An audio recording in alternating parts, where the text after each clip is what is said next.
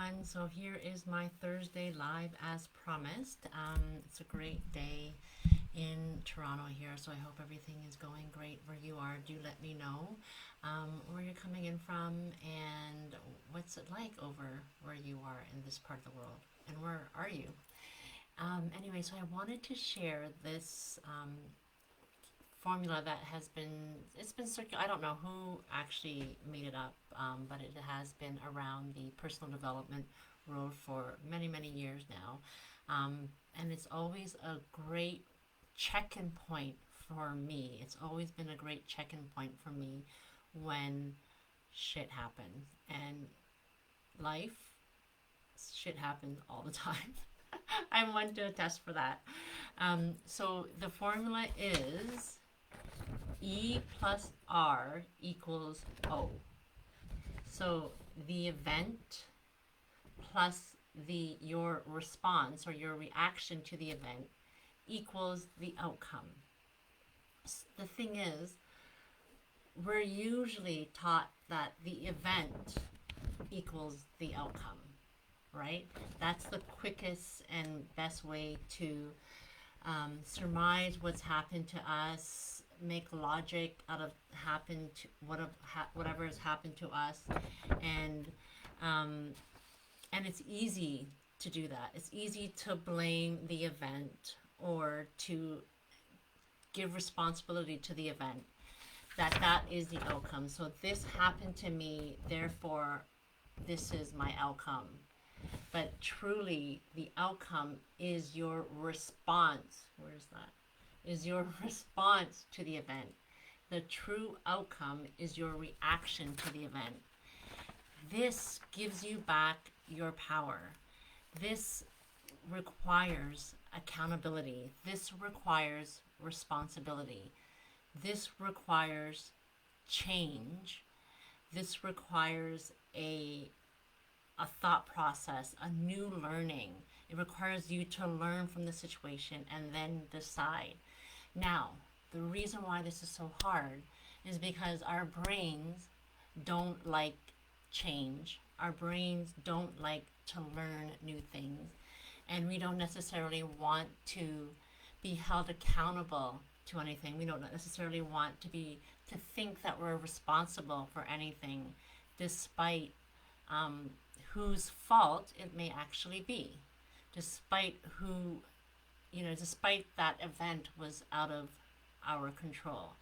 And of course, many things in our lives are out of control. People do things to us. Life events happen right now. We're in a major globally collective event. And again, it's our reaction to the event that will essentially dictate the outcome. And this takes courage. It takes huge responsibility, and it takes huge accountability. But what I really love about this is that it does return to us back our power. And what you don't want to do is to have this event dictate the rest of the future events, because there's really nothing you can control anymore. There's that lovely saying from, I think it's Rumi or one of the enlightened ones, where there's only two things you have no control out of, and that don't exist right now, and that's yesterday no longer exists, and tomorrow doesn't exist yet either. The only thing is now. And this is the place where you can take responsibility for what happened to you in the past, move from victim to a creator again, move from victim to self-authoring, move to rewrite your own story. And as some of you know, I've shared with some of you how an event happened to me. I had a cheating boyfriend, and it really broke me. It was life-shattering for me at the time. And many people decide to stay broken, to stay hurt, and to carry that pain with you. And it's not to diminish the pain. I absolutely believe that you need to process the pain. You need to go through the grieving process. You need to metabolize the pain, and then you need to release it.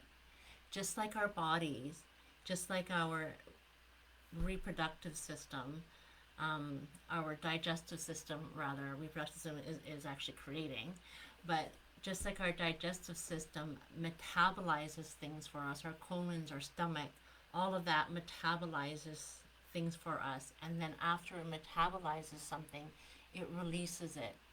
And this is the process that you also have to go through when a terrible event happens to you. Most people don't metabolize their grief and their pain effectively, and they sit with it, and it festers and it stays in there, and it becomes very, very toxic in your body, in your life, in your emotional body. So I want to honor the fact that, you know, some events are really, really tragic and really drastic, but nonetheless, we still have this choice in how we're going to move forward and how we're going to react and respond to that event.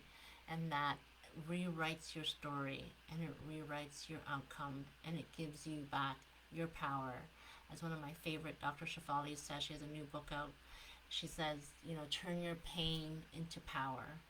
And this formula here has been always a little check-in point to check in. Okay, Ivy, how are you reacting to this event? What happened here? What can you learn from it? How can you respond? And how can you change the outcome of the event? I hope that helps. And if you have any questions, as usual, comment below or message me, or book a discovery call if you'd like. I'm here for you. Thanks, and have a great